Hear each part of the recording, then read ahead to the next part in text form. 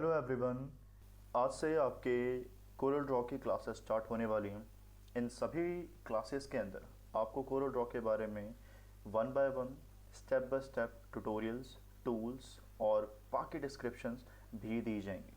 Okay, तो आज से हम इस वीडियो पे वर्क करेंगे और आपकी फर्स्ट वीडियो होगी आपके इंटरफेस के टॉपिक के साथ। ओके, सो स्टार्ट करते हैं। तो आप देख पा रहे होंगे आपके पास इस समय कोरल ड्रॉ ओपन हो चुका है X764 बिट के साथ, जिसमें आपको वेलकम स्क्रीन दी जा रही है। ओके, तो जब भी आप अपने कोरल ड्रॉ को ओपन करेंगे आपके पास इस तरह का इंटरफेस आता है। इंटरफेस के अंदर आपको फर्स्टली यहाँ पे लोगो दिया गया है। लोगो देने के बाद आपको क्या करना होगा, यहाँ पे आप देखेंगे गेट स्टार्टेड आपको दिया जाता है। न्यू डॉक्यूमेंट की डिटेल्स आपसे पूछी जाती है। यहाँ पे आप देखेंगे आपके पास 2 एरोज हैं विद देयर फ्लाईआउट्स। अगर आप इसको क्लोज, इस पर क्लिक करेंगे आप एक बार तो वो क्लोज होगा, डबल अगेन क्लिक करेंगे तो वो ओपन होगा।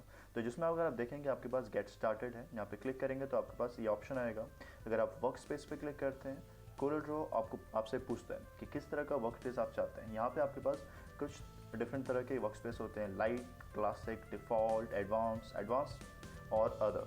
ऑलराइट, सो वर्क स्पेस क्या होता है? वर्क स्पेस आपके पास एक ऐसा स्पेस होता है जिसके अंदर आप वर्क करते हैं। Alright, work in the sense कि ये डिपेंड करता है किस तरह का प्रोजेक्ट आपको अवेलेबल किया गया है फंक्शन करने के लिए। फर्स्ट आप देखेंगे आपको लाइट वर्जन दिया जाता है, जिसमें कि कोरल ड्रॉ आपको बताता है कि अगर आप लाइट पे क्लिक करते हैं, जैसे अभी हमने यहाँ पे क्लिक किया, लाइट पे क्लिक करते ही कोरल ड्रॉ आपको एक लाइट वर्क स्पेस दे देगा, जिसके अंदर आप देखेंगे कि काफ़ी स्मॉल सा कुछ कम टूल्स आपको दिए गए हैं, कुछ कम डॉकर डिटेल्स मिल गई हैं आपके पास, और आपको menu bar and standard tool bar दे जाते हैं। ठीक है, ये क्लासिक है, ये डिफ़ॉल्ट है, एडवांस है, तो आप अपने अकॉर्डिंग इन्हें चूज़ कर सकते हैं। ऑलराइट, तो ज़्यादातर आपको लाइट, क्लासिक, डिफ़ॉल्ट दे जाता है। आप डिफ़ॉल्ट यूज़ कर सकते हैं या एडवांस में। अगर आप किसी ब्रोशर पे प्रोजेक्ट पे काम करें जिसमें आपको काफ़ी अच्छी इलस्ट्रेशन की रिक्वायरमेंट होगी, तो आप यहाँ पे आपके इलस्ट्रेशन पे क्लिक करेंगे और आप देखेंगे आपके पास जो टूल्स हैं वो अगेन विजिबल हो चुके हैं। ओके, तो ये आपके पास वर्क स्पेस के बारे में कुछ डिटेल्स होती हैं, light, classic, default, advance and other. Alright, okay, so उसके बाद अगर आप देखेंगे व्हाट्स न्यू, इसमें क्या नया है, नीड हेल्प। गैलरी में अगर आप जाते हैं तो आपको कोरल ड्रॉ की खुद की एक गैलरी होती है जिसमें इंटरनेशनल कंटेंट अपडेट होते हैं। ठीक है, जिसमें आपको नॉर्मली क्या करना है, अपने माउस को उनके पिक्चर के थंबनेल पे वेव करना है और ड्यूरिंग द वेवरिंग आप उन पिक्चर्स को ईजिली देख पाएंगे। ऑलराइट, जैसा आप देख पा रहे हैं ये सब के सभी आपके क्रिएशंस हैं, इलस्ट्रेशन है, जो कि कोरल ड्रॉ की हेल्प से बनाए गए हैं। Okay, isn't it amazing? अगर आप देख पा रहे होंगे किस तरह से कलर का इस्तेमाल किया गया है, उन्हें 2D से 3D में कन्वर्ट किया गया है। सो ये सारे आपके कोरल ड्रॉ की हेल्प से ही आपको अवेलेबल हुए हैं। और ये आपके पास अपडेट है, कोरल ड्रॉ की इन्फॉर्मेशन है, कोरल ड्रॉ की वेबसाइट आपको मिलती है यहाँ पे।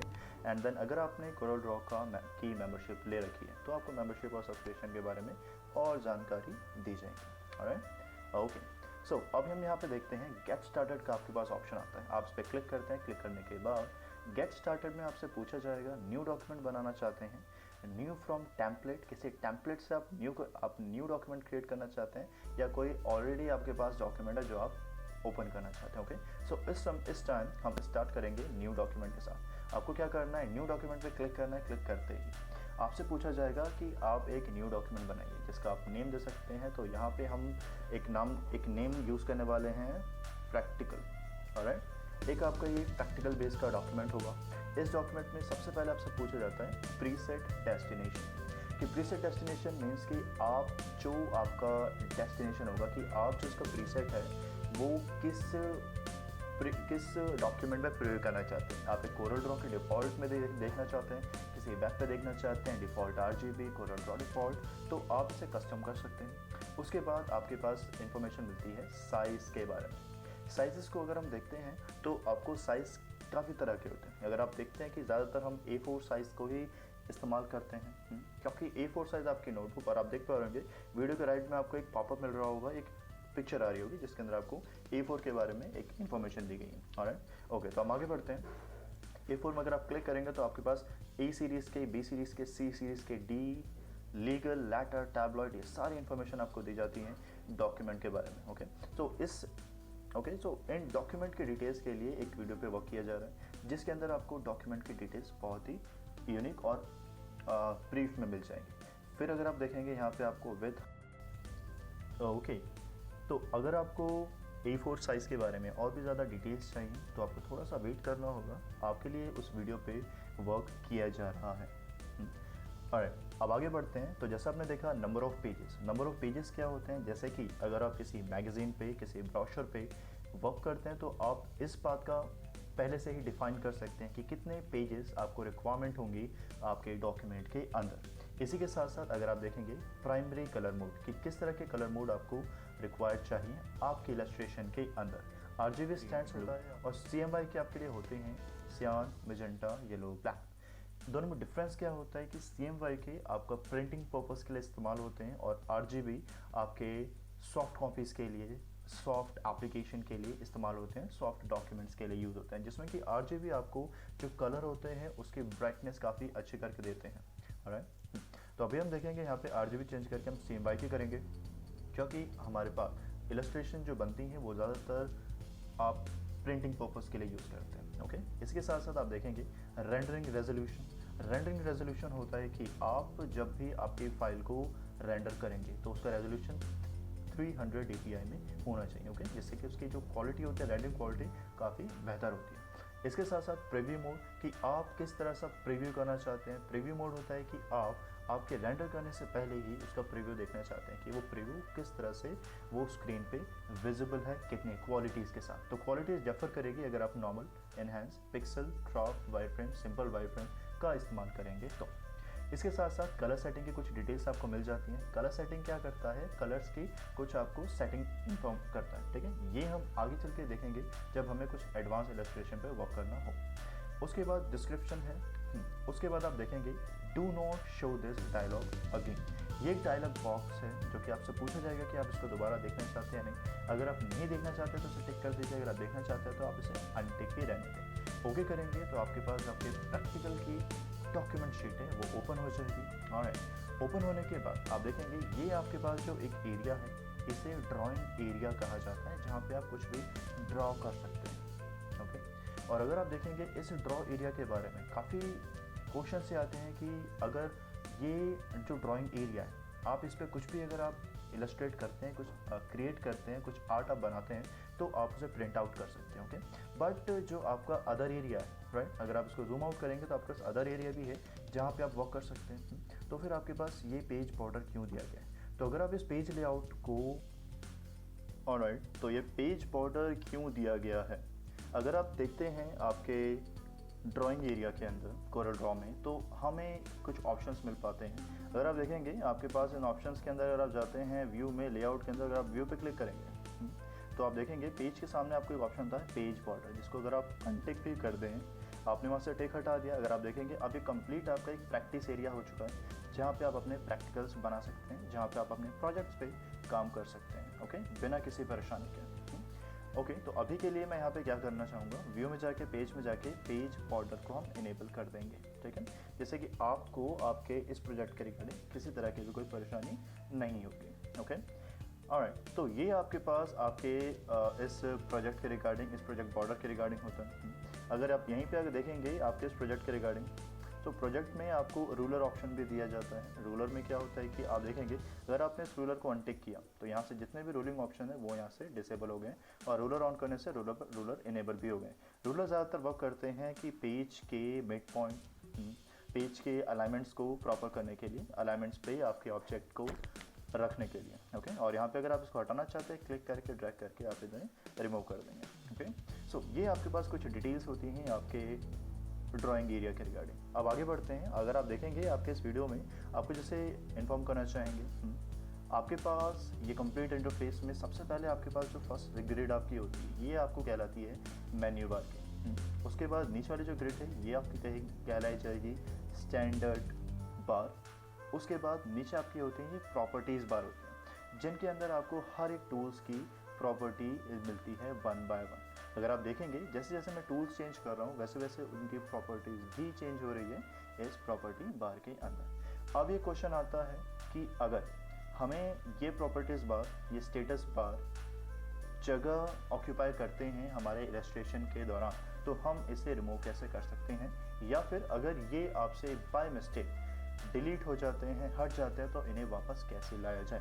तो अगर आप देखेंगे आपके मेन्यू बार के बिल्कुल सामने ये जो आपका ब्लैंक एरिया पे आपको राइट क्लिक करना है, राइट क्लिक करते आपके पास menu bar, status bar, standard, property bar आ जाते हैं। तो जैसा भी आपको बताया कि मेन्यू बार, आप देखेंगे मेन्यू बार के सामने टिक लगा हुआ है, वैसे ही स्टैंडर्ड बार के सामने भी टिक लगा है और प्रॉपर्टी बार के सामने भी टिक लगा है। तो अगर आप देखेंगे यहाँ पे जो स्टैंडर्ड बार है, अगर मैं नहीं चाहता कि स्टैंडर्ड बार मुझे शो हो, तो मैं स्टैंडर्ड पे यहाँ पे जाके इसको आप अनटिक कर देंगे, तो जिससे क्या होगा, वो स्टैंडर्ड बार वहाँ से रिमूव हो गया। ओके, इसी तरीके से आप इन्हें वापस और इन्हें यहाँ से हटा भी सकते हैं। ओके, वन मोर थिंग मैं आपको बताना चाहूँगा, अगर आप आपके इन बार्स को देखते हैं तो यहाँ पे आपके पास आप टूल बॉक्स आते हैं। टूल बॉक्स आपके ये जितने भी टूल्स आपको दिए गए हैं आपके इलस्ट्रेशन को, आपके आर्ट को क्रिएट करने के लिए, आप यहाँ से वन बाय वन उन्हें इस्तेमाल करके अपने इलस्ट्रेशन को कंप्लीट कर सकते हैं।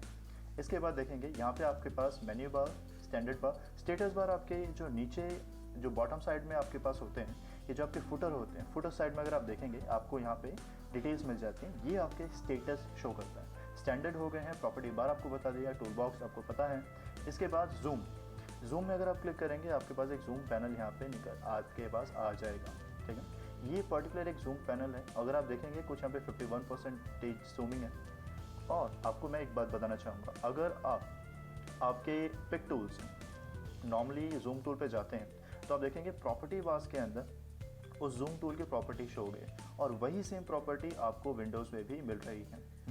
तो आप डायरेक्टली इनका इस्तेमाल कर सकते हैं आपके पिक टूल से और प्रॉपर्टी बार से। ओके, तो जिससे कि आपकी ये स्पेस नहीं होगा। तो इन्हें रिमूव करने के लिए सेम यहाँ पर राइट क्लिक करेंगे, उसके बाद आप जाके जूम को अनटिक कर देंगे। राइट, तो यहाँ पे आपके पास होते हैं आप ऐसा। ऑलराइट, तो अगर आप देखेंगे यहाँ पे आपके पास पेज है, पेज के बॉर्डर्स हैं, इनकी स्टेटस बार है और प्रॉपर्टी डिटेल्स यहाँ पे आपको मिल जाती हैं। ओके, इन्हीं के साथ साथ आप देखिए ये टूल बॉक्स है। अब आपको बताना चाहेंगे यहाँ पे इन पेजेस लेआउट के बारे में। आपके पास जैसे जैसे ब्रोशर्स आप बनाते हैं, क्रिएट करते हैं, तो उनके अंदर आप पेजेस भी ऐड कर सकते हैं इस प्लस की हेल्प से। ये रूलर्स हैं आपके पास, ये टैब प्रॉपर्टीज, प्रॉपर्टी बार, स्टेटस बार, दस वन। ओके, तो अब इसके बाद आप देखेंगे यहाँ पे आपके पास एक ऑप्शन आता है डॉकर का। राइट, ये डॉकर आपके पास होते हैं, ये आपको डॉकर के अंदर हिंट्स मिलते हैं, ट्रांसफॉर्मेशन, कलर साइकिल। अब ये हिंट क्यों दिया गया है और ये डॉकर कहाँ पे होता है? डॉकर के लिए आपको आपके सिस्टम के कोरल ड्रॉ में विंडो पे जाना होगा। डॉकर यहाँ पे आपको इनेबल दिया जाता है। इन्हीं डॉकर के अंदर आपको आपके ट्रांसफॉर्मेशन, कलर स्टाइल और हिंट भी दिए जाते हैं। यहाँ पे आप देखेंगे एक चीज़ नोटिस करेंगे आपके यहाँ पे टिक लगा है।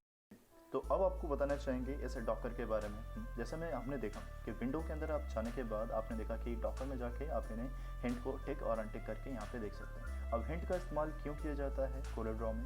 क्योंकि अगर आप काफ़ी समय बाद कोरल ड्रॉ दोबारा ओपन करते हैं, जिसमें कि अगर आपके पास ये टूल्स दिए गए हैं, अगर आप टूल ओपन करेंगे तो आपको उस टूल की लिटिल बिट हिंट जो आपकी होती हैं वो आपको यहाँ पे अवेलेबल की जाती है। ऑलराइट, तो यहाँ पे आप जाके एक आइडिया ले सकते हैं, एक रफ आइडिया आपको मिल सकता है कि आपका टूल किस तरह से वर्क करता है। ऑलराइट, इसी के साथ साथ अगर आप देखेंगे इसके लास्ट वर्टिकल कॉर्नर में यहाँ पे अगर आप देखते हैं तो यहाँ पे आपको कुछ कलर शो होते हैं, इन्हें कलर पैलेट कहा जाता है इन कोरल ड्रॉ लैंग्वेज। अब सबसे टॉप पे आके यहाँ पे आप देखेंगे आपके पास जैसे चेंज होता है आपको क्लिक करके ड्रैग करना है और देखेंगे कि यहाँ पे आपके पास डिफ़ॉल्ट पैलेट आ चुके हैं, कलर पैलेट आ गए हैं कोरल ड्रॉ के।